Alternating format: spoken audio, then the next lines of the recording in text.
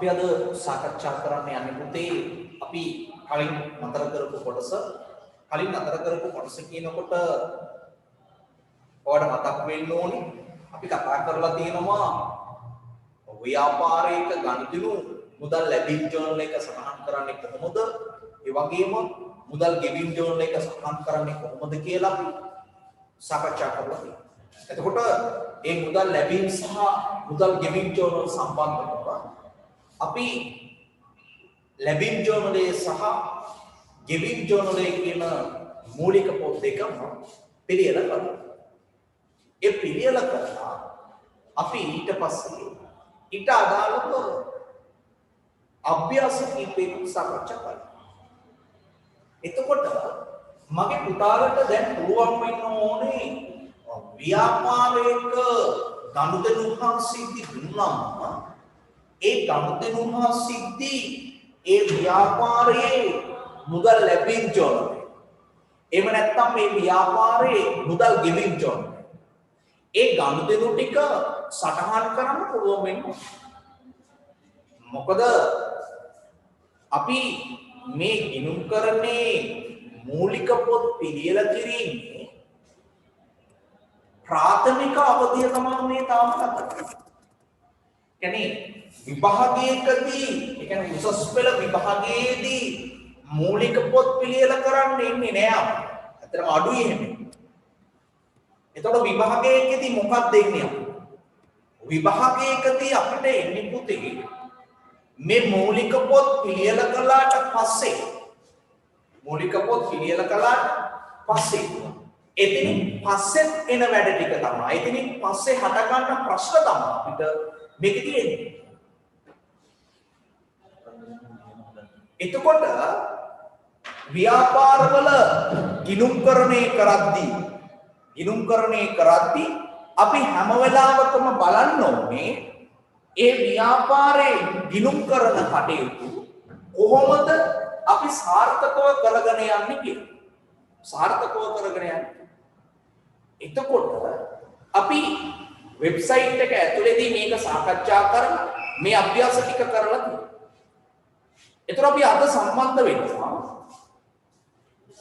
මේකේ ඉතුරු කොටස් වලට. ඒ තමයි මම අද සාකච්ඡා කරනවා අලුත් මූලික පොත. ඒ මූලික පොත ඇවිත් මගේ පුතේ සුළු මුදල් ජර්නල් එක කියන එක. මම අද සාකච්ඡා කරන්න යනවා මොකද්ද? මෙන්න මේ සුළු මුදල් ජර්නල් එක කියන එක. right. මොකද්ද මේ සුළු මුදල් ජර්නල් එක කියලා කියන්නේ? මොකද්ද මේ සුළු මුදල් ජර්නල් එක කියලා කියන්නේ? හරි. ඇත්තටම පුතේ ව්‍යාපාරවල මුදල් සම්බන්ධ ගනුදෙනු තියෙනවනේ. මුදල් ගලාගෙන ඒම් සහ මුදල් ගලාගෙන යාම් කියලා මුදල් සම්බන්ධ ගනුදෙනු. අපි කියනවා මුදල් ගලා ඒම්. අපි කියනවා ගලාගෙන ඒම් කියලා. ඒ වගේම අපි කියනවා ගලාගෙන යාම්. මුදල් ගලා ඒම් සහ මුදල් ගලා යාම් කියලා ගනුදෙනු තියෙනවා. මේ ව්‍යාපාරවල මුදල් ගලාගෙන ඒම් සහ මුදල් ගලාගෙන යාම් ගනුදෙනු අපි කතා කළා. ගලාගෙන ඒම් ලියනවා කොහෙද? ලැබීම් ජර්නල් එක. මුදල් ගලාගෙන යාම් ලියනවා අපි ගෙවීම් ජර්නල් එක. අපි ඔබ සාකච්ඡා කරා. එතකොට මගේ පුතේ අපි මුදල් ගලාගෙන ඒම් ලියලා තියෙනවා ලැබීම් ජර්නල්. මුදල් ගලාගෙන යාම් ලියලා තියෙනවා ගෙවීම් ජර්නල් වල. හරි. මතකද එහෙම කියලා ගන්න? හරි. right. එතකොට පුතේ අපිට මුදල් ගලාගෙන යාම් ඒ කියන්නේ මුදල් ගෙවීම් කිව්වම මේ මුදල් ගෙවීම් ආකාර කීපයක් දකින්න පුළුවන්. අපි මෙහෙම කියමු. සමහර ගෙවීම් තියෙනවා වටිනාකමින් විශාල ගෙවීම්. සමහර ගෙවීම් තියෙනවා වටිනාකමින් කුඩා. ඒක අපි කියන පොඩි ගෙවීම්. ඒව වටිනාකමින් විශාල ඒවාක් තියෙනවා. ඒ වගේම වටිනාකමින් කුඩා ඒවාක් තියෙනවා. ගෙවීම කරන්න. මතකද? නැත්නම් මම මෙහෙම කියන්නම්. සමහර ගෙවීම් තියෙනවා ඒවා යම්කිසි කාලයකට වතාවක්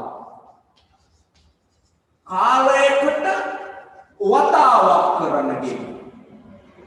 උදාහරණ ව්‍යාපාරයකට භාණ්ඩ ගැනුම් කරනවා සල්ලි දීලා ව්‍යාපාරයකට භාණ්ඩ ගැනුම් කරද්දි මගේ පුතේ හැමදාම ගැනුම් කරනවද? නැහැ. කාලයකට වතාවක් තමයි අපි ගැනුම් කරන්නේ. සමහර විට මාසෙකට එක් වතාවක්. ඔය ව්‍යාපාර ලෝකේ තියෙන ව්‍යාපාර හැමදාම ගැනුම් කරන්නේ නැහැ පුතේ. ගැනුම් කරන කාල තියෙනවා. ව්‍යාපාරෙට ණයහිමියෝ ඉන්නවා. ණයහිමියොන්ට සල්ලි ගෙවන්න ඕනේ. ගෙවන කාල තියෙනවා. හැමදාම සල්ලි ගෙවන්නේ නැහැ. බැංකු ණයක් අරගෙන තියෙනවා. බැංකු ණය වාරිකය ආපසු ගෙවන්න ඕනේ. ඒක හැමදාම ගෙවන්නේ නැහැ. කාලයකට වතාවක් ගෙවන්න. ඒවා කියන අපි කියන කාලයකට වතාවක් කරන ගෙවීම්. ඒ වගේම තව තියෙනවා මේ කුඩායි. ඒවට මම කියනවා මේ නිතර කරන ගෙවීම්. නිතර කරන ගෙවීම්.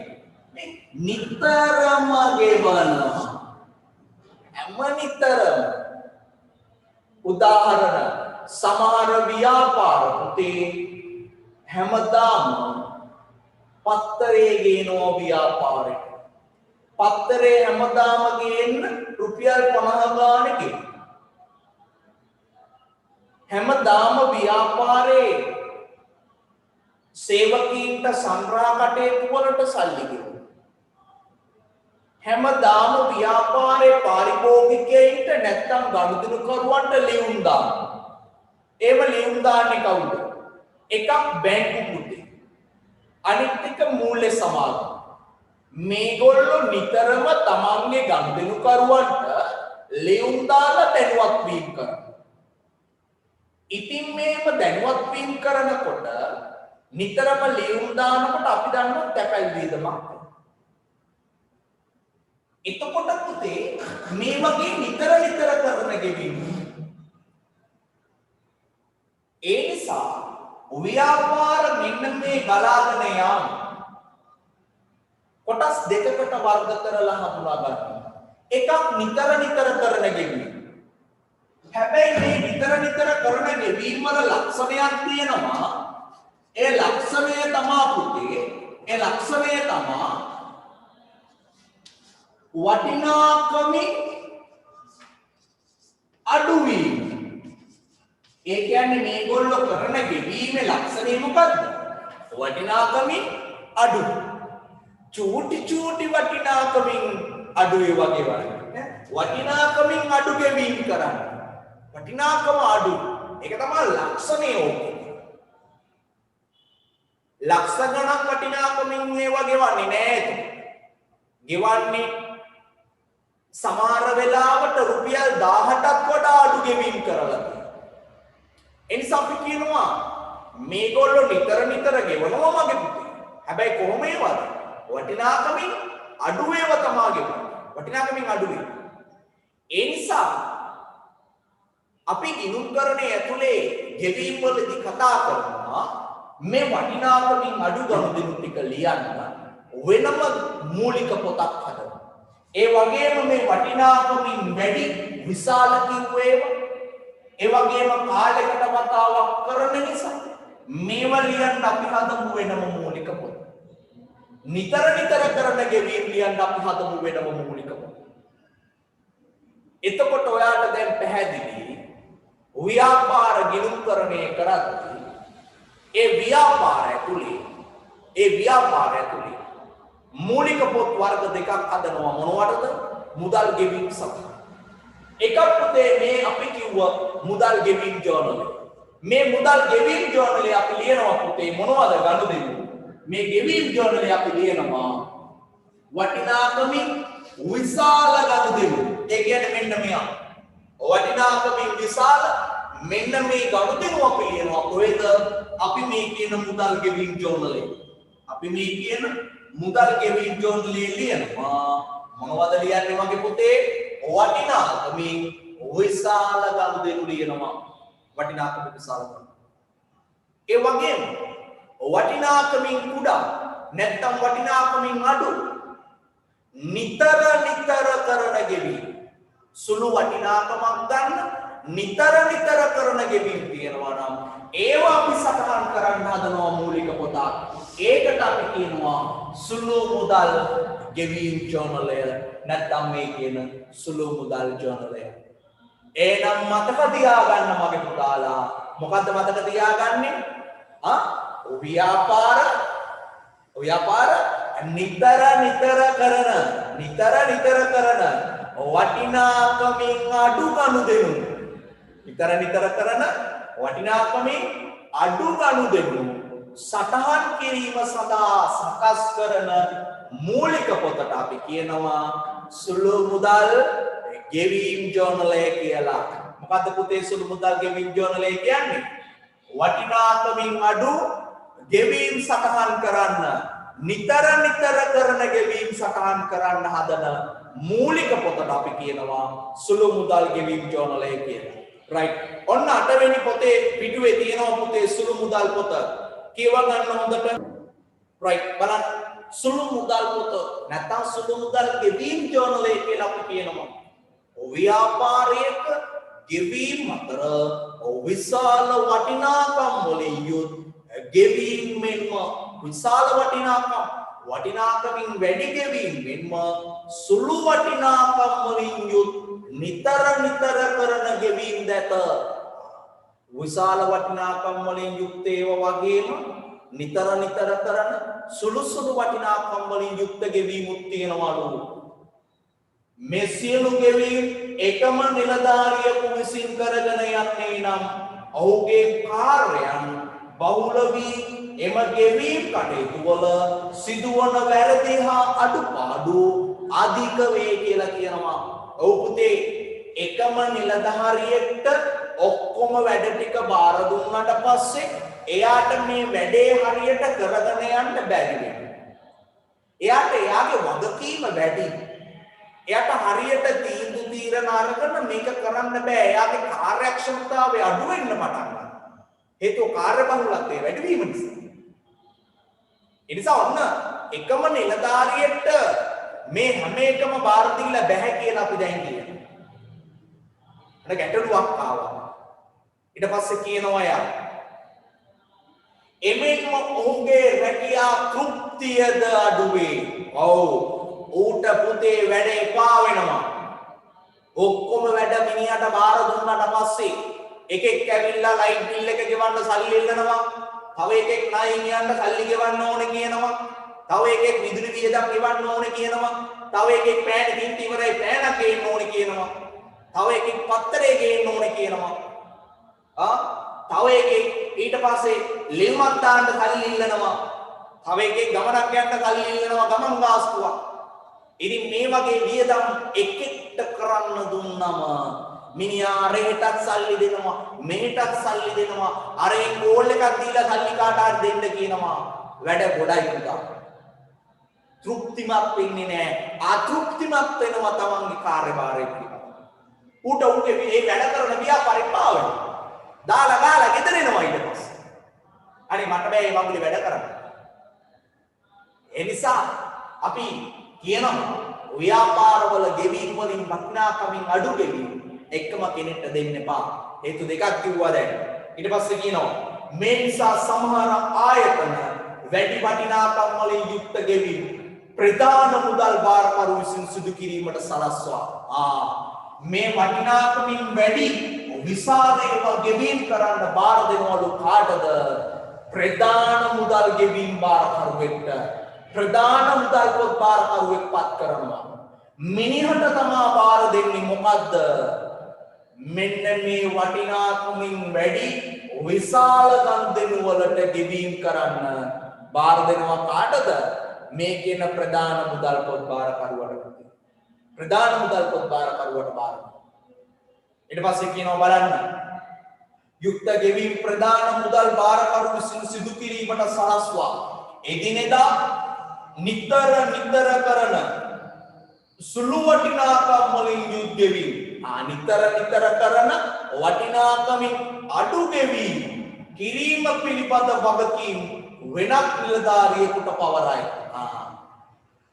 විශාල ගෙවීම් කරන්න වෙනම කෙනෙක්ට දීලා කුඩා ගෙවීම් කරන්න තව කෙනෙක්ට බාර දෙනවලු වෙනම ඔන්න ව්‍යාපාරය තුලින්. එහෙනම් හොඳට මතක තියාගන්න මේ කතාව.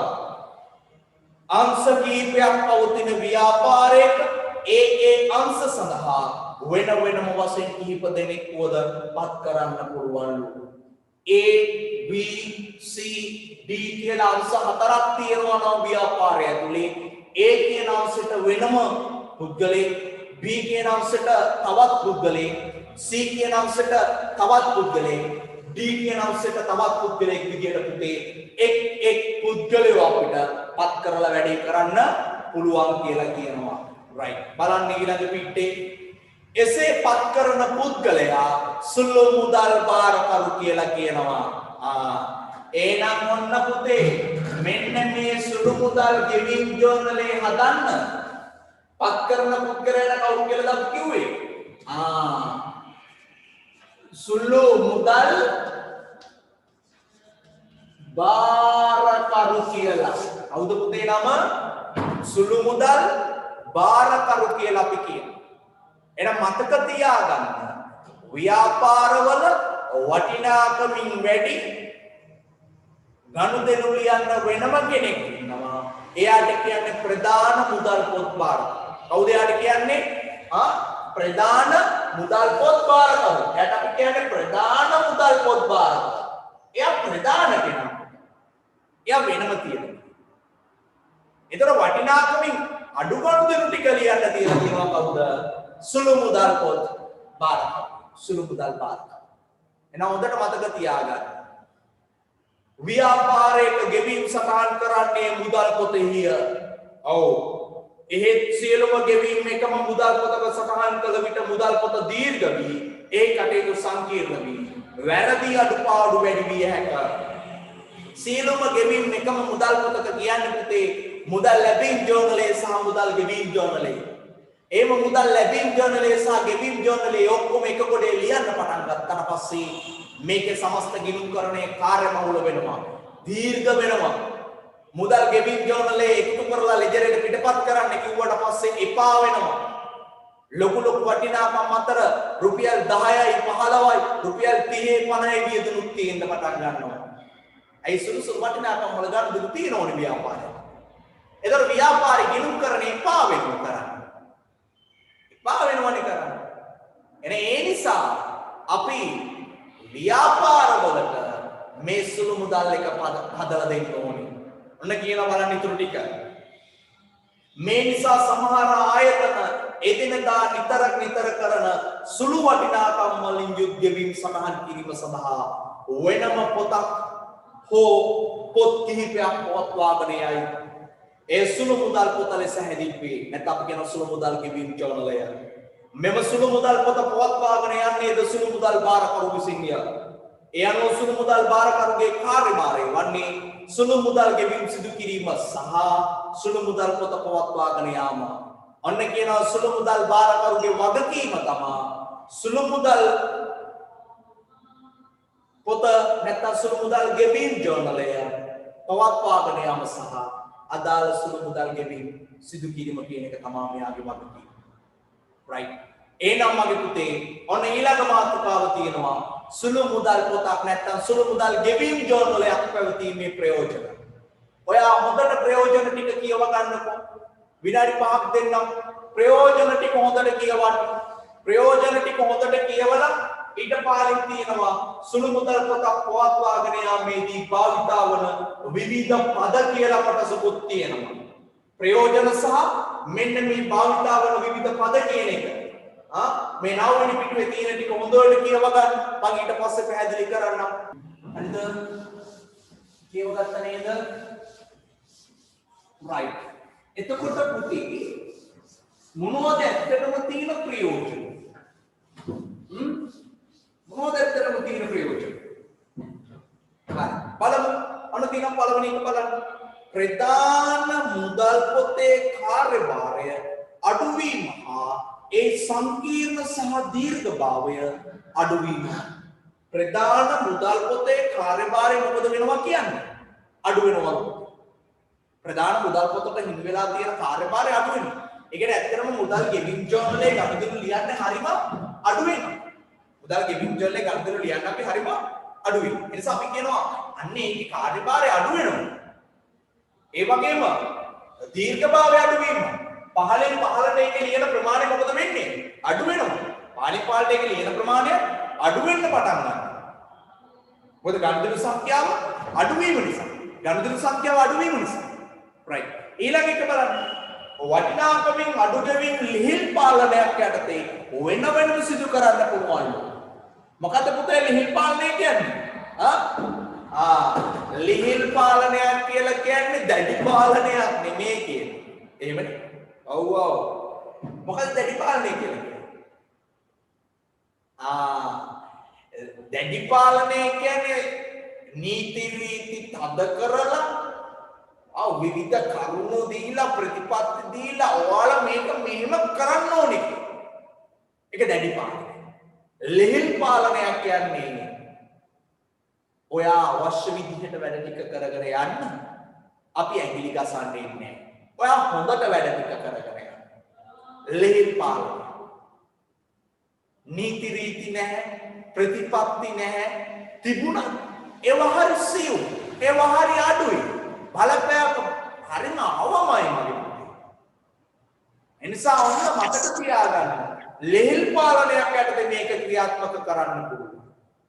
ඊළඟ ප්‍රයෝජනය ගෙවීම් කාර්යක්ෂම කිරීම හා සුළු මුදල් ගෙවීම් පාලනයක් යටතේ වෙනම සිදු කළ හැකි වීම. ගෙවීම කාර්යක්ෂම කරන්න පුළුවන් පුතේ. ප්‍රධාන මුදල් පොත් බාරකරු ගාවට නම් යන්නේ රුපියල් 50ක් ඉල්ල ගන්න. මිනිහා ඉන්නේ නයිනියෙක් එක්ක ලක්ෂ ගානක වැඩ කරනවා. මිනිහා අපිට රුපියල් 50 ගේන්න යන්නේ මම නම් මට මූලික තැන දෙන්න කලින් මිනිහාර නයිනියගේ වැඩ ඉවර කරන්න. ඒ නයිනියගේ වැඩ ඉවර කරලා මගේ වැඩ ඉවර කරද්දී කොච්චර වෙලාවක් යන්නේ? හරියට ටොපියක් ගන්න කඩේකට ගිහිල්ලා පැය භාගයක් විතර බලාගෙන ඉන්නවා වගේ වැඩ. එහෙමනේ? ඔව් ඔව්. ඒ නිසා මතක තියාගන්න සුළු මුදල් ගෙවීම් ජර්නලයක් ක්‍රියාත්මක කරනකොට ඊටම පහසුයි. කාර්යක්ෂම ඉක්මනින් වැඩ ටික කරගෙන යන්න. ඊළඟ එක කියනවා සුළු මුදල් අග්‍රිම කීපයක් මුද පවත්වාගෙන යන්න පුළුවන්. එක් එක් අංශවලට වෙන වෙන මම කලින් කිව්වේ A B C D කියලා අංශ හතරක් තියෙනවා නම් මේ අංශ හතරට වෙන වෙනම මූලික පොත් ක්‍රියාත්මක කරන්න පුළුවන්. වෙන වෙනම මූලික පොත් ක්‍රියාත්මක කරන්න. සුළු මුදල් කියන්නේ. ඒකත් වාසිය. ඊළඟ එක බලන්න අවසානික. ගනුදෙනු ලෙජරේට පිටපත් කර ගැනීම මහසුයි. ඔව්. ගෙවීම් ජර්නලයෙන් අපි ඉවත් වෙලා කොටසක් ගලවාගෙන එනවා. අපි සුළු මුදල් ගෙවීම් ජර්නලයක ලියනවා. එතකොට අපිට මේක ලෙජරේට පිටපත් කිරීම හරිම පහසු වෙනවා. හරිම ලේසි. ඒ නිසා ඔන්න මතක තියාගන්න. මොනවද මතක තියාගන්න? ඔය ප්‍රයෝජන ටික. right. දැන් මම එනවා කතාවට. කොහොමද සුළු මුදල් පොතක් හදන්නේ? කොහොමද හදන්නේ? මේ මම හදන්නේ. ව්‍යාපාරවලට හොඳට මතක තියාගන්න.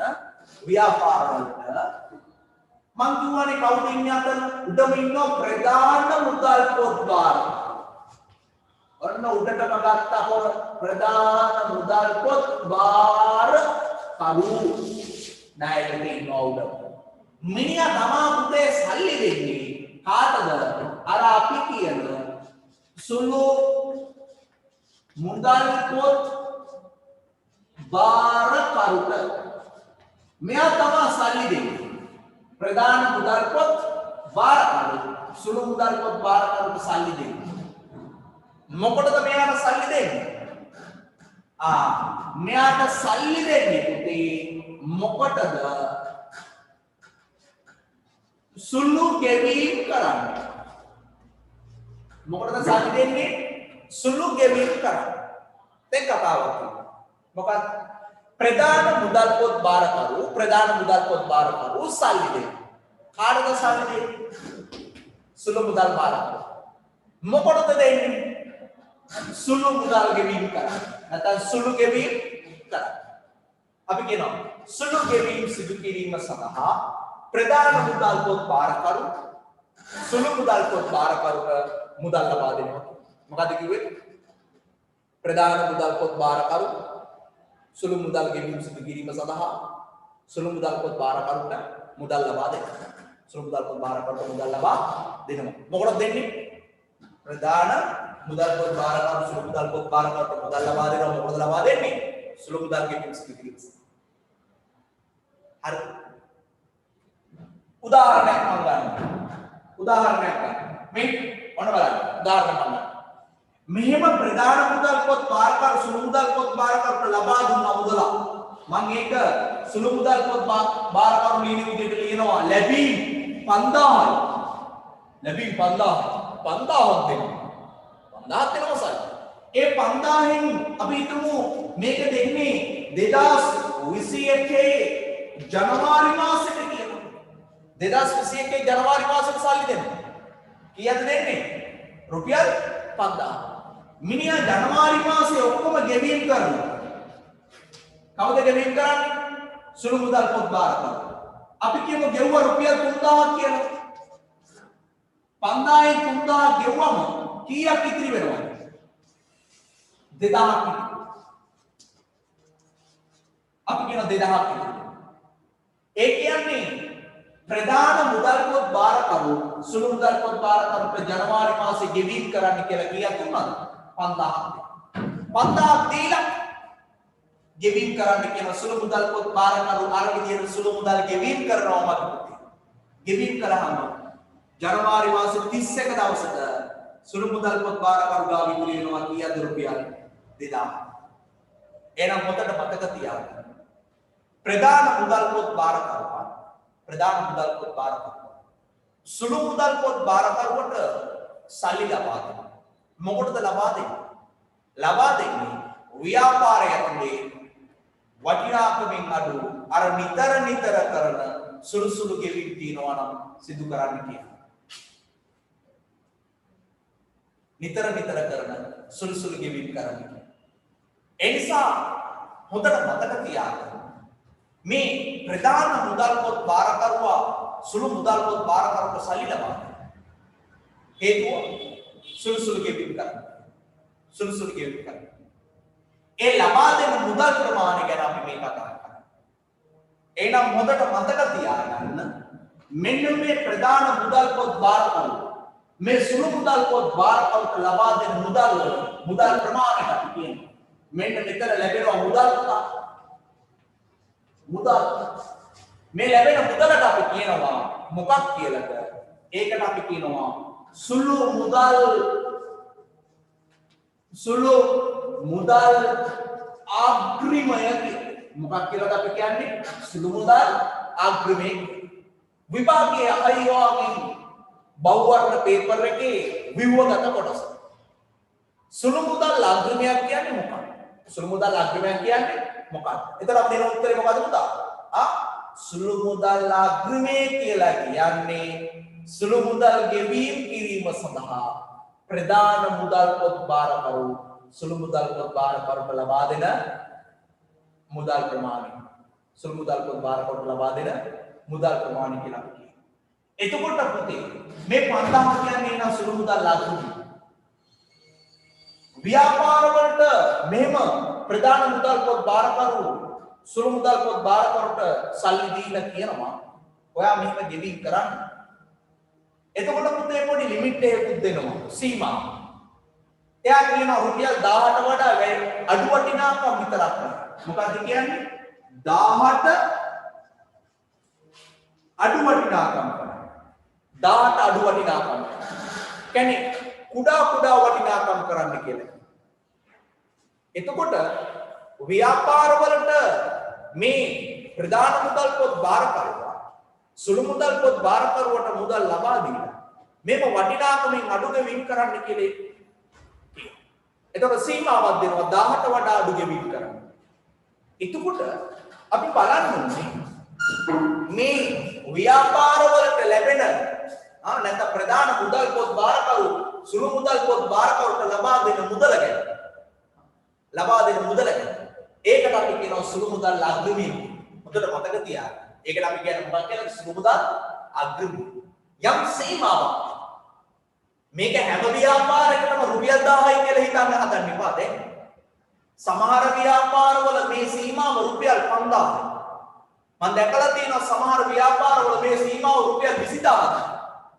ඒ කියන්නේ ඒගොල්ලෝ රුපියල් 20000ට වඩා අඩු වටිනාකම් තමයි සුළු මුදල් කියලා හිතලා තියෙන්නේ. එතකොට හිතන්නකෝ මේ ව්‍යාපාරේ වටිනාකම විශාල ගණනකින් 20000ට වඩා වැඩි. 20000ට වඩා වැඩි. නේ මහා ලොකු අපි නොදකින්න තැන් තියෙනවා ව්‍යාපාර.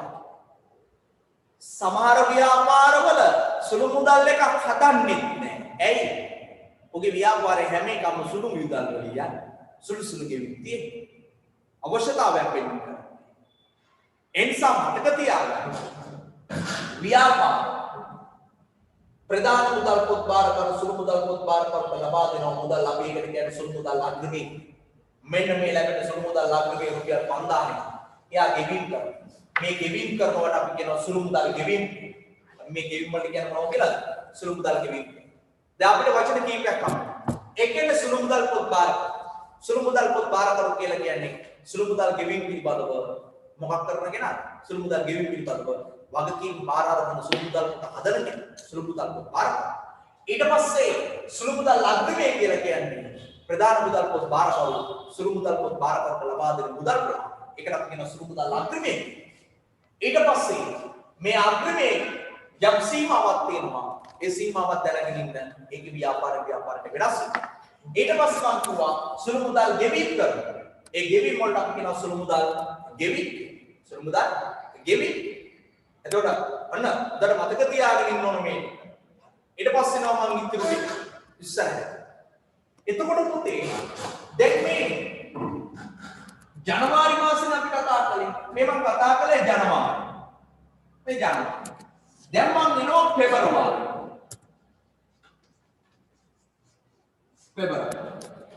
පෙබරවාරි මාසේ පටන් ගන්නකොට මෙයාගාව ශේෂයක් තියෙනවා. කවුරු ගාවද? සුළු මුදල් බාරකරු ගාව. ඒ තමයි මේ ජනවාරි මාසේ ඉතිරි වෙච්ච. එයාගාව රුපියල් 2000ක්. දැන් මම පෙබරවාරි මාසේ පටන් ගන්නකොට 2000ක් එයාගාව. එතකොට ප්‍රධාන මුදල් පොත් බාරකරු පුතේ පෙබරවාරි මාසේ කියලා ආයෙ 5000ම දෙන්නේ නැහැ. ඇයි 5000ම දෙන්නේ නැහැ කියන්නේ? 5000 දුන්නොත් මේ 2000ට 5000 එකතු වෙලා වටිනාකම හැදෙනවා කීයද? 7000යි කියලා. 7000යි කියලා. හැබැයි අපි කිව්වා සුළු මුදල් අග්‍රිමය කියන්නේ කීයද? 5000යි කියලා නෙමෙයි. අග්‍රිමය 5000යි. වටිනාකම 5000යි කියලා.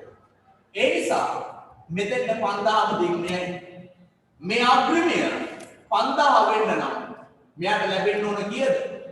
3000. ඒ නිසා මතක තියාගන්න සුළු මුදල් බාරකරුට ප්‍රධාන මුදල් පොත් බාරකරු ලබා දෙන මුදල් ප්‍රමාණය කාලෙන් කාලට වෙනස් වෙනවා. ඒක වෙනස් වෙන්නේ සුළු මුදල් පොත් බාරකරු ගාව අතේ තියෙන ඉතිරි වෙලා තියෙන මුදල් ප්‍රමාණය මත. දැන් මේ පෙබරවාරි මාසේ ලැබෙන 3000 ලැබීම් වෙනකොට පුතේ එන්නේ කීයද? 3000යි ලැබීම් වෙන්නේ 3000. එතකොට එයාගාව මාසාවක් තියෙනවා. ඊට පස්සේ තමයි එයා ගෙවීම් කරන්නේ ජනවාරි මාසේ ගන්නවා. අපි කියමු ගෙවීම් කළා 4000ක් කියලා. එතකොට එයාගාව ඉතිරි වෙනවා පුතේ. කීයද? 1000ක් ඉතිරි. එයාගාව ඉතිරි වෙනවා 1000. ඒ නිසා ඕන්න මතක තියාගන්න. අපි යමු මාර්තු මාසෙට. ඔන්න මාර්තු මාසේ පටන් ගන්නකොට මෙයාගාව කීයක් තියෙනවද ශේෂෙන්නේ?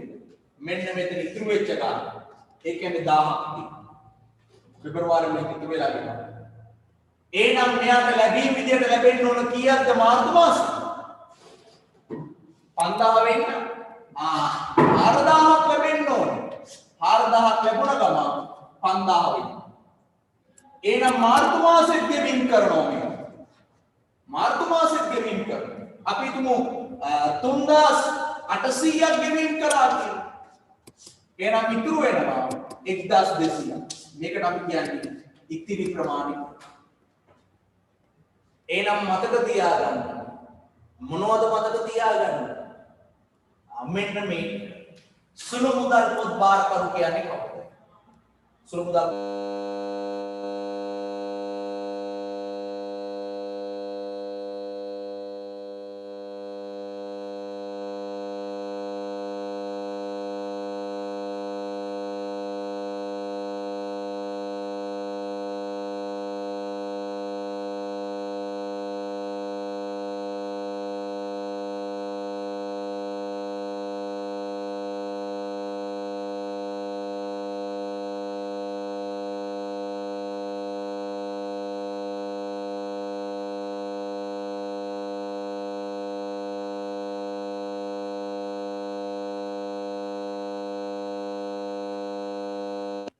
සම්පූර්ණ කරනවාට ප්‍රතිපූර්ණය කියන්නේ මොකේද? සම්පූර්ණ කරනවාට සුළු මුදල් අග්‍රමය පුරවනවා. ඇයි මුලින්ම කිව්වේ අග්‍රමය කීයයි කියලාද? 5000 කියලා කතාවේ පටන් ගත්තේ. සුළු මුදල් අග්‍රමය විදියට ලැබෙන්නේ 5000. මේ 5000 ටික ටික ඉවර වෙනවා. මේ ජනවාරි මාසේ 5000ක් ලැබුණා කියලා. ඊට පස්සේ 3000ක් වියදම් වුණා. 2000ක් ඉතිරි. පෙබරවාරි මාසේ පටන් ගන්නකොට 2000යි තියෙන්නේ. ආයේ සම්පූර්ණ කරනවා 3000. ලැබින් කියලා 3000. ඒක අඩු. ඒකකොට සම්පූර්ණ වෙන ඕන 5000 පිරෙනවා. වාජනයක් ගත්තොත් වාජනය හරියට පුරවනවා වගේ. මේ වාජනය අර ජලය පුරවලා තිබිලා පහළට යනකොට ජලය දැන් මේ පිටට තියෙන එක පාවිච්චි කරන ජලය අඩු වෙනවා. හිතන්න මෙන්න මේ මට්ටමට ජලය තියෙන්නේ. මේ මට්ටම. ඒ කියන්නේ උඩ ටික නෑ. මේ උඩ ටික හිස්. මේ ටික හිස්. එහෙනම් මේ ටික දැන් සම්පූර්ණ කරන්න මොකද කරන්නේ?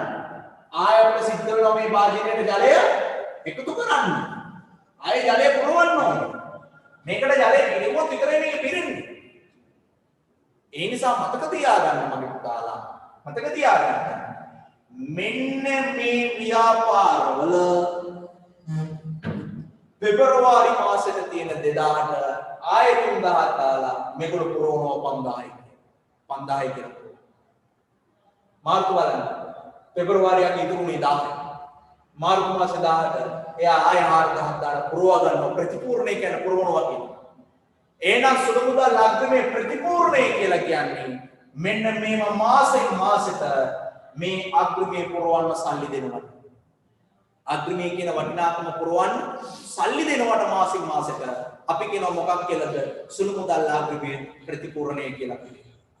මොකද කියන්නේ සුළු මුදල් අග්‍රමය ප්‍රතිපූර්ණය කියලා අපි කියනවා. තවත් කොටසක් කියලා දෙනවා අලුත් කොටස. ඒතර ඉවරයි මේ කොටස. ඊට පස්සේ තියෙන ගාන හදන්න. ඒ තමයි සුළු මුදල් අග්‍රම ක්‍රමය කියලා එකක්. මොකද්ද කියලා දෙන්නේ? සුළු මුදල් අග්‍රම ක්‍රමය. මොකද්ද ඒ? ඔන්න ඊළඟ එක. සුළු මුදල් අග්‍රිම ක්‍රමය. මොකද්ද පුතේ සුළු මුදල් අග්‍රිම ක්‍රමය කියන්නේ? මේ සුළු මුදල් අග්‍රිම ක්‍රමය කියන්නේ මොකද්ද? සුළු මුදල් අග්‍රිම ක්‍රමය කියන්නේ මෙන්න මේම මාසෙන් මාසෙට සුළු මුදල් බාරකරුට ප්‍රධාන මුදල් පොත් බාරකරු සල්ලි දෙනවා දීලා ගෙවීම් කරන්න කියනවා ඒව ගෙවීම් කරා ඊළඟ මාසේ ආයෙ සල්ලි දෙනවා මේ විදියට මේ වැඩේ අඛණ්ඩව ක්‍රියාත්මක කරගෙන යනවට අපි කියනවා සුළු මුදල් අග්‍රිම ක්‍රමයක් කියලා. එහෙනම් මොනම වචන කීපයක් කියලා දුන්නා. මොනවද කියලා දුන්නේ? එකක් කියලා දුන්නා. සුළු මුදල් බාරකරු කියන්නේ කවුද? ඔන්න නිබන්ධනයේ 9 වෙනි පිටුවේ තියෙනවා සුළු මුදල් බාරකරු කියන්නේ කවුද? බලන්න කියවලා සුළු මුදල් පොත පවත්වාගෙන යාම හා සුළු මුදල් ගනුදෙනු සම්බන්ධ වගකීම් පවරනු ලබන නිලධාරියා. වගකීම බාර අරගෙන වැඩ කරන්නේ මෙයා. සුළු මුදල් අග්‍රිමය කියලා කියන්නේ කිසියම් නිශ්චිත කාල පරිච්ඡේදයක් වෙනුවෙන් සුළු මුදල් ගෙවීම සිදු කිරීම සඳහා ප්‍රධාන මුදල් බාරකරු විසින් සුළු මුදල් බාරකරු වෙත ලබා දෙන නිශ්චිත මුදලක් තියෙනවා. ඒක සුළු මුදල් අග්‍රිමය. අන්න තියෙන සුළු මුදල් අග්‍රිමයේ ප්‍රතිපූර්ණය බලන්න කියලා දුන්නේ. යම් කාල සීමාවක් සඳහා සුළු මුදලින් ගෙවීම සිදු කිරීම වෙනුවෙන් සුළු මුදල් බාරකරුට ලැබුණ අග්‍රිමයෙන් ඔහු වියදම් සිදු කළ පසු ඔහුගේ අග්‍රිමය නැවත යථා තත්ත්වයට පත් කිරීම සඳහා ඔහු වැය කළ මුදල නැවත ලබා දෙනවට කියන සුළු මුදල් අග්‍රිමය කියලා. හරිද? ඊට පස්සේ අවසානයේක තියෙනවා සුළු මුදල් අග්‍රිම ක්‍රමය. සුළු මුදල් අග්‍රිම ක්‍රමය කියලා කියන්නේ මෙන්න මේ සුළු මුදල් බාරකරුට යම් නිශ්චිත කාල සීමාවක් සඳහා ලබා දුන්න මුදලෙන් ගෙවීම කළාට පස්සේ ආය ප්‍රතිපූර්ණය කරලා මේ වැඩේ අකණ්ඩව ක්‍රියාත්මක කරගෙන යනවා. එහෙනම් පුතේ අපිට දැන් තියෙන ගාණක් හදන්න හැමෝම ඔන්න ඔය 10 වෙනි පිටුවේ තියෙන සුළු මුදල් පොතේ නැත්නම් සුළු මුදල් ගෙවීම් ගෙවලේ ආකෘතිය තියෙනවා. ඒක හැමෝම රූල් කරගන්න. රූල් කරගෙන 6 වෙනි ගාණ කියව ගන්න. අපි 6 වෙනි ගාණ හදමු. විනාඩි 10ක් දෙන්නම්. විනාඩි 10ක් දෙන්නම්. ඔන්න ඔය වැඩේ කරන්න. ඔක රූල් කරගන්න. සමහර විට ලයින් එක ඩිස්කනෙක්ට් වෙන්න පුළුවන්. ඊට පස්සේ ඔයාලා ඔය දීලා තියෙන ලින්ක් එකෙන්ම ආයෙ එන්න ක්ලාස් එකට ආයෙ ජොයින් වෙන්න ක්ලාස් එකට විනාඩි 10ක් දෙන්නම්. ඔන්න ඔය ගානේ රූල් කරලා වැඩේ හදා ගන්න. අපි එමු ගානට සුළු මුදල් පොතේ ආකෘතිය ඔයා රූල් කරගන්න කිව්වේ රූල් කරගෙන 6 වෙනි ගාන කියව ගන්න කිව්වා. අපි ගාන හදමු ඊට පස්සේ. රයිට්. රූල් කරලා තියාගන්න ඕන ගාන. ඒතර ගානේ තියෙන්නේ මොකක්ද කියලා හොඳට අවබෝධයෙන් බලන්න ඕනේ. හොඳට අවබෝධයෙන් බලන්න ගානේ මොනවද තියෙන්නේ. ඒ කියන්නේ අපි හදන්න යන සුළු මුදල් ආකෘතියයි සුළු මුදල් ගෙවීම ආකෘතිය බැලුවනේ දැන්. ඊපස්සේ ගාන හොඳට කියවලා බලන්න. මේ ගානේ තියෙන්නේ මොනවද? ගානේ ඇතුළත් වෙන්නේ මොනවද? ඒ කියන්නේ අපි ගානේ ඇතුළත් වෙන ඒවා පිළිබඳව හොඳ අවබෝධයකින් කටයුතු කරන්න. මොකද ගානේ ඇතුළත් වෙන ඒවා පිළිබඳව අපිට අවබෝධයක් නොතිබුණොත් අපිට ගාන හරියට හදා ගන්න බැරි වෙනවා. අපිට තොරතුරු මදි වෙනවා. හරිද? ඒ නිසා සමහර අය මම දැකලා තියෙනවා ගණන් හදන්න ගියාට පස්සේ ඒගොල්ලන්ට ගාන හදාගන්න මගක් යනකොට හිර වෙන්න පටන් ගන්නවා. ඒ හිර වෙන්නේ ඕමනා කරන කරුණු ටික කියවලා ඔළුවට නොගත්තා. ඕමනා කරන කරුණු ටික කියවලා ඔළුවට නොගත්තම එයා හිර වෙන්න පටන් ගන්නවා. ගාන ඇතුළේ. ඒ නිසා ගානක් හදන්න කලින් ගාන හොඳට කියව ගන්න. මම ඒකයි විනාඩි 10ක විතර කාලයක් දුන්නේ. ගාන හොඳට කියව ගන්න. ගාන හොඳට කියවලා බලන්න ඒකේ මොනවද කරන්න තියෙන්නේ. ඒකේ මොනවද තියෙන ගනුදෙනු. ඒක කොහොමද අපි මේ ඉගෙනගත්ත මූලික පොත ඇතුලේ ලියන්නේ. අපි සුළු මුදල් එකේ ඉගෙන ගන්න. ඒකේ කොහොමද ලියන්නේ. ඔයා ඉගෙනගත්ත මොනවා හරි තොරතුරු ටිකක් තියෙනවද කියලා බලන්න. රයිට්.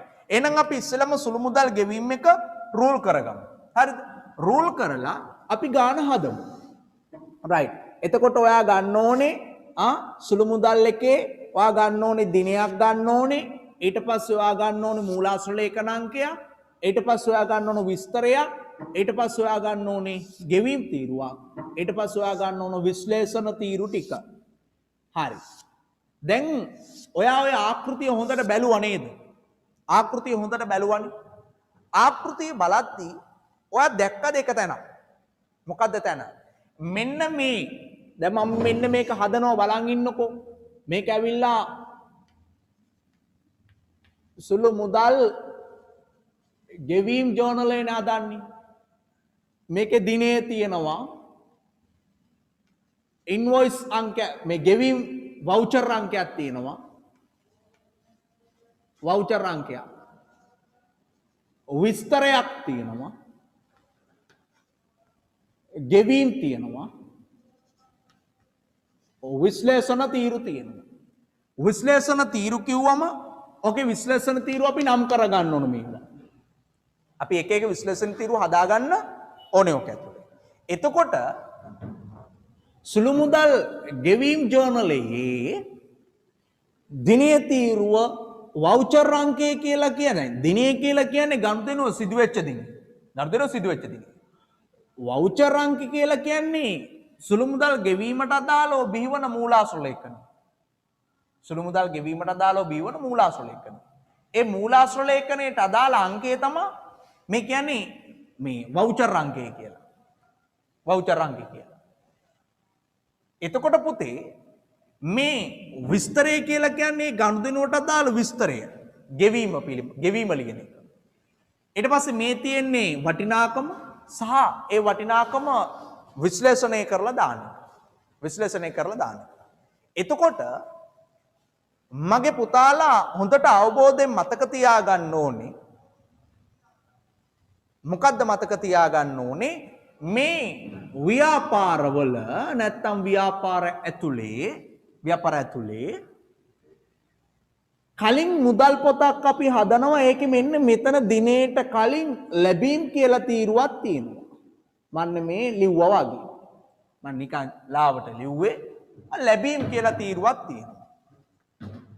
හැබැයි ඉස්සර මුදල් හදනකොට සුළු මුදල් හදනකොට මේ ලැබීම් තීරුවක් දාලා තමයි ගාන හදන්නේ. හැබැයි මම එහෙම කරන්නේ නැහැ. මම ඔයාලට උගන්වනවා මේ ලැබීම් තීරුව නැතුව කොහොමද මේ ගෙවීම් ජර්නලයේ ගනුදෙනු ලියන්නේ. හැබැයි ආකෘතියේ වාඩි දුන්න ආකෘතියේ ලැබීම් තියෙනවා. බය වෙන්න දෙයක් නැහැ. මම ඒක නැතුව මේ ටික හදලා පෙන්නනවා. ගාන හදනවා. හදලා ඉවර වෙලා ආයේ ලැබීම් තීරුවක් දාලා ආයෙත් ඒ ගානම ආයෙ පාරක් හදනවා. ඒ කියන්නේ එකම ගාන දෙපාරක් අපි හදනවා. මේ ක්‍රම දෙකම අල්ලා ගන්න ඕන නිසා. හැබැයි විභාගයට ඕන මේ ක්‍රම. ලැබීම් තීරුව නැතුව හදන එක. හරි. එහෙනම් ඔන්න ඔය ආකෘතිය රූල් කරලා අපි දැන් බලන්න ඕන මගේ පුතේ මෙන්න මේකට ඕන විශ්ලේෂණ තීරු මොනවද? අපිට ආවට ගියාට ඔයාට මට කැමති විදියට විශ්ලේෂණ තීරු දාන්න බෑ. ඒ නිසා අංකයකට අපිට කරන්න වෙනවා විශ්ලේෂණ තීරු හොයා ගන්න වෙනවා. මොනවද ගන්න කියලා. ඒක හොයා ගන්න නම් අපිට සිද්ධ වෙනවා මෙන්න මේ 6 වෙනි ගානේ තියෙන වියදම් ටික හොඳට කියව ගන්න. 6 වෙනි ගානේ තියෙන වියදම් ටික හොඳට කියව ගන්න වෙනවා. හරි.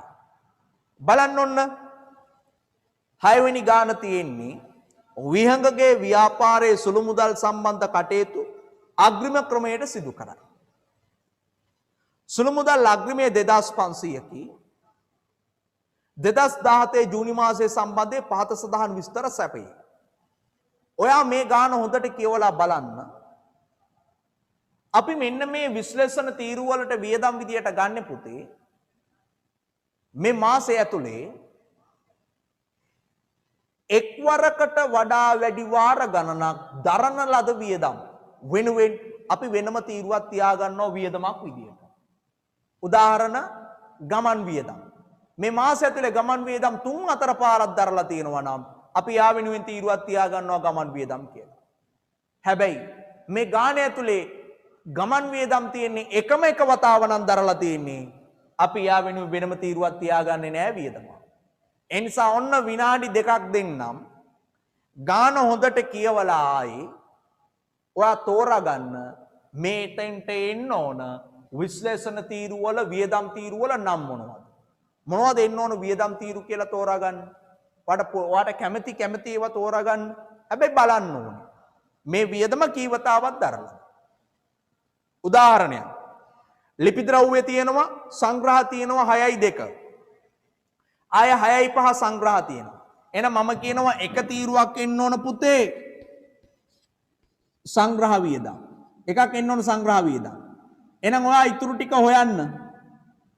අන්න ඔයාලා ලෑස්ති කරගන්න විනාඩි 2ක් දෙන්නම්. රයිට්. බලමු. මේ ගානේ විදියට සුළු මුදල් අග්‍රිමය මුලින්ම ලැබුණා කියනවා.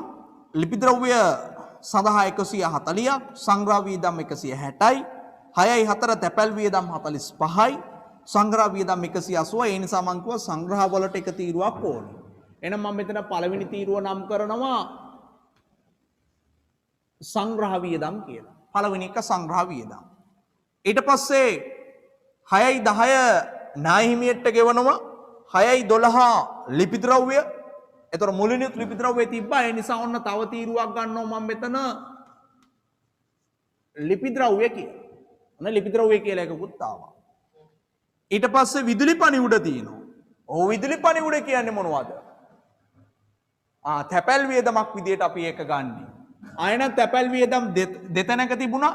ඒ නිසා ඔන්න ගන්නවා අලුත් වියදමක් තැපැල් වියදම්. තව තීරුවක් ගියා. ඊට පස්සේ මොනවද තියෙන්නේ? ඊට පස්සේ තියෙනවා ගමන් වියදම් 35යි ලිපි ද්‍රව්‍ය 140යි. ගමන් වියදම් කලින් හම්බුණාද අපිට? නෑ පුතා. විදුලි වියදම් අපිට කලින් හම්බුන්නේ නැහැ ඔන්න ඊළඟ එක. සංග්‍රහ වියදම් හරි ලිපි ද්‍රව්‍ය වියදම් හරි තැපැල් වියදම් ඔන්න ගමන් වියදම් ආයෙත් තියෙනවා. එහෙනම් ගමන් වියදම් කියලා තීරුවකුත් ඕනේ. ගමනුත් ගත්තා. ඊට පස්සේ සංග්‍රහ සහ ලිපි ද්‍රව්‍ය තියෙන්නේ. එහෙනම් මේවට අමතරව විවිධ කියලා එකකුත් ගන්න. විවිධ නැත්නම් වෙනත්. ඊට පස්සේ අවසානට එනවා. අවසානට ගන්න තීරුව ඒකට අපි කියනවා ලෙජර් ගිණුම්. ලෙජර් ගිණුම්. එහෙනම් ඔන්න මතක තියාගන්න. මොනවද මතක තියාගන්න ඕනේ? ඒ තමා විශ්ලේෂණ තීරු ගන්න ආකාරය. යම් කිසි වියදමක් එක්වරකට වඩා වැඩි වාර ගණනක් දරලා තියෙනවා නම් යම් කිසි වියදමක් එක්වරකට වඩා වැඩි වාර ගණනක් දරලා තියෙනවා නම් ඒ වෙනුවෙන් අපි වෙනම තීරුවක් තියාගන්න ඕනේ. ඒ වෙනුවෙන් අපි වෙනම තීරුවක් තියාගන්න ඕනේ කියලා ඔන්න මතක තියාගන්න. හරිද? රයිට්. එහෙනම් අපි ගාන හදමු. මේකේ තියෙනවා මුලින්ම අග්‍රමය ලැබුණා. අපි ලැබීම මේකේ ලියන්නේ නැහැ පුතා. අග්‍රමය ලැබෙනකොට දිත්ව සටහන. අපිට කවුද සල්ලි දෙන්නේ මේ 2500? ප්‍රධාන මුදල් පොත් බාරකව. එතකොට එයා කොහොමද ලියන්නේ? එයා කොහොමද ලියන්නේ? එයා ලියන්නේ එයාගේ මුදල් පාලන ගිණුමට එයා බැර කරනවා පුතා. එහෙනම් මම දිත්ව සටහන ගන්නවා මෙතෙන්ට. එයා මුදල් පාලන බැර කරනවා 2500. එයා මුදල් පාලනයට මොකද කරන්නේ? බැර කරනවා 2500. එහෙනම් අපි හර කරනවා ඒක. හර කරනවා මෙතන සුළු මුදල් පාලනයට හර කරනවා 2500. ඒ නිසා ඔන්න ගිණුමක් හදාගන්න. ඒ ගිණුම සුළු මුදල් පාලන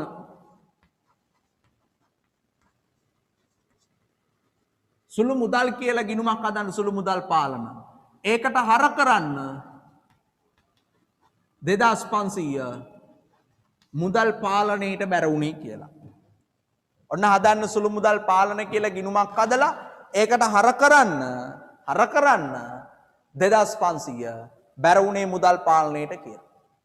ඒ කියන්නේ පුතේ ප්‍රධාන මුදල් පොත් බාරකරු සුළු මුදල් පොත් බාරකරුට ලබා දෙන මුදල් ප්‍රමාණය තමයි අපි මෙතන මේ පෙන්වන්නේ. මෙතන මේ පෙන්වන්නේ. රයිට්. ඊට පස්සේ දැන් අපි ඊළඟ ගනුදෙනුවට යනවා. ඊළඟ ගනුදෙනුවේ තියෙන්නේ ලිපි ද්‍රව්‍ය සඳහා 140යි සංග්‍රහ සඳහා 160යි කියන. ඔන්න දිනේ දාලා අපි ලියනවා 6යි 2 මූලාශ්‍ර ලේඛනාංක නැහැ. අපි ලියනවා ලිපි ද්‍රව්‍ය කීයද? 140යි. ඒක වර්ග කරනවා මේ ලිපි ද්‍රව්‍ය තීරුවේ 140යි. එහෙනම් උදට මතක තියාගන්න. මේ ගෙවීම් තීරුවේ ලියන වියදම අපි මේ විශ්ලේෂණ තීරු වලින් එකකට වර්ග කරන්න ඕනේ. මෙතන තියෙන්නේ පුතා විශ්ලේෂණ තීරු. මේ විශ්ලේෂණ තීරු වලින් එකකට වර්ග කරන්න ඕනේ. මේ ගෙවීම් තීරුවේ ලියන එක. ඔන්න මම වර්ග කරලා දුන්නා. ඊළඟ එක සංග්‍රහ වියදම්. සංග්‍රහ වියදම් කීයද? 160යි. ඒක වර්ග කරන්න ඕනේ සංග්‍රහ වියදම් තීරුව. ඔන්න මම ඒකත් ලිව්වා. ඊට පස්සේ තියෙන්නේ තැපැල් වියදම් 6යි 4. තැපැල් කීයද? 45යි. ඒ 45 දාන්න ඕනේ තැපැල් වියදම් තීරුවට පුතා. ඊට පස්සේ තියෙන්නේ 6යි 5 සංග්‍රහ වියදම්. ඔන්න ඔය විදියට පහලින් පහලට ලියන්න තියෙන්නේ පුතා 180යි. ඒක ගන්න ඕනේ සංග්‍රහ වියදම් තීරුව. ඊට පස්සේ තියෙන්නේ නයිමි ගෙවීමක් 6යි 10.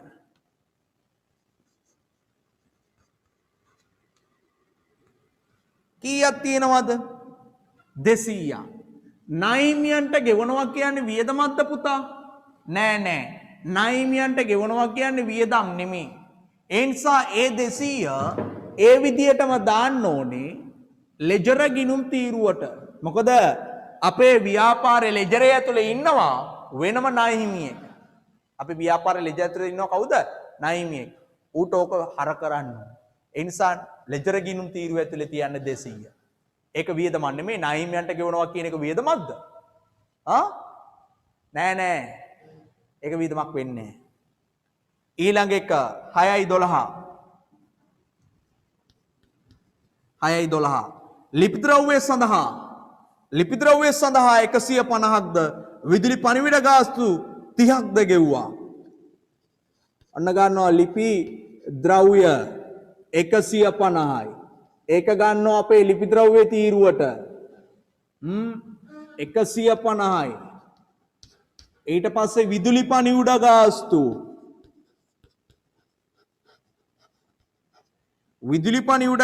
තියෙනවා 30ක්. ඒක ලියනවා ඒක තැපැල් තීරුවට 30. ඊට පස්සේ 6යි 13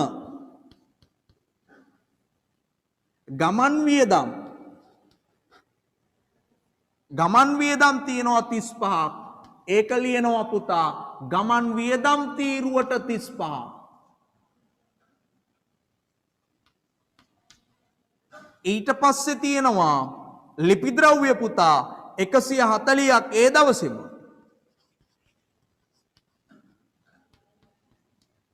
ඒක ලියනවා ලිපිද්‍රව්‍ය තීරුවට 140.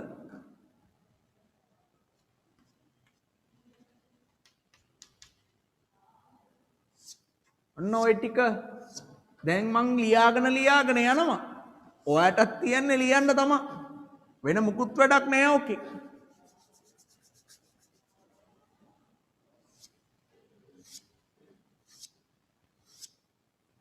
ඊළඟ මොකද්ද තියෙන්නේ? 6යි 18 විදුලි වියදම් පුතා. ඔන්න ලියනවා මම විදුලි වියදම. කීයක් තියෙනවද? 150යි. ඒක ගන්නවා විවිධ වියදම් වලට. ඇයි? විදුලි වියදම ලියන්න වෙන වියදම් තීරුවක් අපි ගාව නෑ. ඒ වෙනුවෙන්ම වියදමක් නෑ අපි ගාව. ඒ නිසා අපි ඒක විවිධ වියදම් වලට දානවා. ඊට පස්සේ 6යි 22 සංග්‍රහ වියදම් 170යි. ඒක පුතා සංග්‍රහ තීරුවට. ඊට පස්සේ ලිපිද්‍රව්‍ය 130යි පුතා. ඒක ලිපිද්‍රව්‍ය තීරුවට. ඔන්න ලියලා බලන්න. ඊට පස්සේ 6යි 28 තැපැල් 30ක් තියෙනවා. තැපැල් 30 තැපැල් තීරුවට. ඊට පස්සේ ගමන් වියදම් ඒක පුතා ගමන් වියදම් තීරුවට 48යි. කො මේ ගමන් මේ ඉන්නේ. ඊට පස්සේ පුතා සංග්‍රහ තියෙනවා 6යි 30.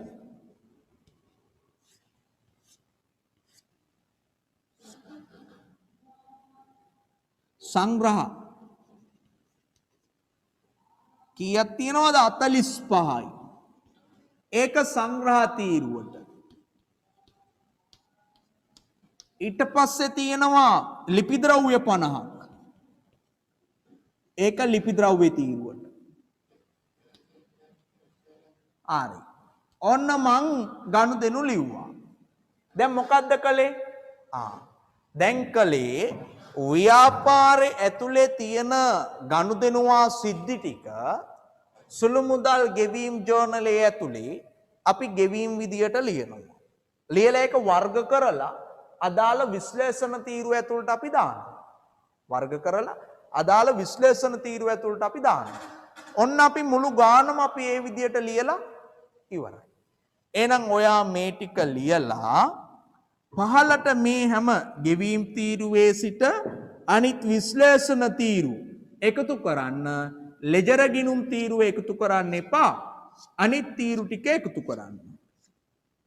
ලෙජර ගිණුම් තීරුව නැතුව අනිත් තීරු ටික එකතු කරන්නකෝ. දැන් මේක මේ එකතු කරන්න ඕන පහලට. එකතු කළාම මේ ගෙවීම් තීරුව එකතු වෙනවා 1703ක්. 1703ක් එනවා. ඊට පස්සේ මේ වියදම් ටික වෙනම එකතු කරන්න. මම එකතු කරන්නේ නැහැ ඔන්න. සංග්‍රහ වියදම් එකතු කරන්න. ඊට පස්සේ ලිපි ද්‍රව්‍ය එකතු කරලාම හදමුකෝනේ. අය මොකටද? හරි. සංග්‍රහ වියදම් එකතුව ගන්න. 5යි 6යි 8යි 14යි 7යි 21යි 4යි 25න් 5 දැම්ම දෙකක් ඉතුරුයි. 2යි 1යි 3යි 1යි 4යි 1යි 5යි 555යි සංග්‍රහ. ලිපි ද්‍රව්‍ය 140යි 150යි කියන්නේ 290යි 290යි 390යි 300 430යි 430යි 130යි කියන්නේ පුතේ 460යි 560යි 560යි 50යි කියන්නේ 610ක් පුතේ ආවා එතන. තැපැල් 45යි 30යි 60යි 105යි තැපැල්. ඊට පස්සේ ගමන් වියදම් වෙනවා 40යි 30යි 78යි 83ක්. විවිධ එනවා 150ක්. මං කිව්වා ලෙජර් ගිණුම් එකතු කරන්නේ නැහැ. හරි. මෙන්න මෙහෙම මූලික පොත එකතු කරන්න ඕනේ. එකතු කරලා මේක ලෙජරයට පිටපත් කරන්න ඕනේ. අවසාන කොටස අහගන්න. මේ ගෙවීම් තීරුවේ එකතුව අපි මේ හදලා තියෙන සුළු මුදල් පාලනයට බැර කරන්න ගෙවීම් කියලා එකතුව 1703. සුළු මුදල් පාලනයේ පුතේ දැන් අපි තුලනය කළොත් අපිට සුළු මුදල් ඉතිරි ශේෂය ගණනය කරගන්න පුළුවන්. සුළු මුදල් වල ඉතිරි ශේෂය ගණනය කරන්න පුළුවන් සුළු මුදල් පාලන ගිණුම දැන් තුලනය කළොත්. ඒ කියන්නේ ගෙවීම් ඔක්කොම බැර කරන්න ඕනේ සුළු මුදල් පාලන ගිණුම. හරිද පුතේ? right. ඊට පස්සේ මෙන්න මේ ගෙවීම් තීරු වල එකතුව විශ්ලේෂණ තීරු වල එකතුව වෙන වෙනම අපි ගිණුම් අදලා ඒවට පිටපත් කරන්න ඕනේ. එහෙනම් ඔන්න හදනවා ගිණුම් පළවෙනි එක මොකක්ද අපිට ඕනේ? සංග්‍රහ. ඔන්න සංග්‍රහ ගිණුම. ඒකට හර කරනවා එකතුව 555 බැර කරේ කොහෙටද? සුළු මුදල්. මේ සුළු මුදල් පාලනයට බැර කරලා සංග්‍රහයකට හර කරනවා. සංග්‍රහ වියදම් හර සුළු මුදල් පාලන බැර. කොහොමද ද්විත්ව එන්නේ? සංග්‍රහ වියදම් හර සුළු මුදල් පාලන බැර කියලා එනවා ඔන්න පුතේ ද්විත්ව සටහන. අන්න සංග්‍රහ ගිණුම. ඊට පස්සේ හදනවා අපි මොකද්ද? ලිපි ද්‍රව්‍ය ගිණුම. ලිපි ද්‍රව්‍ය ගිණුම. ඒකටත් අර කරනවා සුළු මුදල් කියලා කීයක්ද තියෙන්නේ? 610ක්. 610ක්. ඊට පස්සේ හදනවා ඊළඟට තියෙන්නේ කවුද? තැපැල්. ඔන්න තැපැල් කෙනාටත් අර කරනවා සුළු මුදල් කියලා. එයාගේ එකතුව තියෙනවා 105ක්. ඔන්න ඒකත් හරි. ඊට පස්සේ හදනවා ඊළඟට තියෙන්නේ ගමන් වියදම් එකටත් හර කරනවා. කීයක්ද තියෙන්නේ? 83ක්. බැර කළේ සුළු මුදල් පාලන කියලා. ඔක්කොම එක වගේ වියදම් තියෙන්නේ. ඊට පස්සේ 150 ඒකත් අර කරනවා විවිධ වියදම් කියලා 150 බැර කළේ සුළු මුදල් පාලන කියලා. දැන් කෙනෙක්ට හිතෙන්න පුළුවන් වේගෙ වැඩි වගේ කියලා. නෑ. ඇයි වැඩි නැත්තේ? මේවා පුතා වියදම්. මේ හැම එකකටම හර වෙන්නේ මේ සංග්‍රහ, ලිපි ද්‍රව්‍ය, තැපැල්, ගමන් විවිධ. මේ කියන තීරු නැත්නම් මේ කියන හැම වියදම් ගිණුමකටම අදාළ වියදම හර වෙනවා. හර වෙලා ඒ ටික ඔක්කොම සුළු මුදල් පාලනයට බැර වෙනවා. වියදම් ටික වෙන වෙනම මෙහෙම හර වෙලා මුළු එකතුව සුළු මුදල් පාලනයට මොකද වෙන්නේ මගේ පුතේ? බැර වෙනවා කියලා මතක තියාගන්න. බැර වෙනවා. ඔන්න වියදම් ගිණුම් ටික හැදුවා. ඊට පස්සේ දැන් බලන්න තව ඉතුරු උනේ ලෙජර් ගිණුම් එක. ඒ කවුද? මේ 200. 200 කියන්නේ මොකද්ද පුතා? ණය හිමියා. ණය හිමි ගෙවීම. එහෙනම් ණය හිමි ගෙවීම ලියන්න හදන්න ගිණුමක්. ඒකට අපි කියනවා ණය හිමි පාලන ගිණුම. ණය හිමි පාලන ගිණුමටත් අර කරන්න බැරකලේ සුළු මුදල් කියලා කීයද? 200. ණය හිමි පාලනයටත් අර කරන්න බැරකලේ සුළු මුදල් පාලන කියලා 200. දැන් එහෙනම් මතක තියාගන්න කොහොමද කරේ වැඩේ? කොහොමද කළේ අපි වැඩේ? කොහොමද කළේ? හරි. කළේ කොහොමද? ගනුදෙනු ටික ගෙවීම් ජර්නලයේ ලිව්වා. විශ්ලේෂණ තීරු අපි තෝරාගෙන ගෙවීම් ජර්නලයේ ඇතුලේ අපි ගනුදෙනු ටික ලිව්වා. ඊට පස්සේ ගනුදෙනු ටික ලියලා අපි ගෙවීම් ජර්නලයේ පහළට එකතු කළා.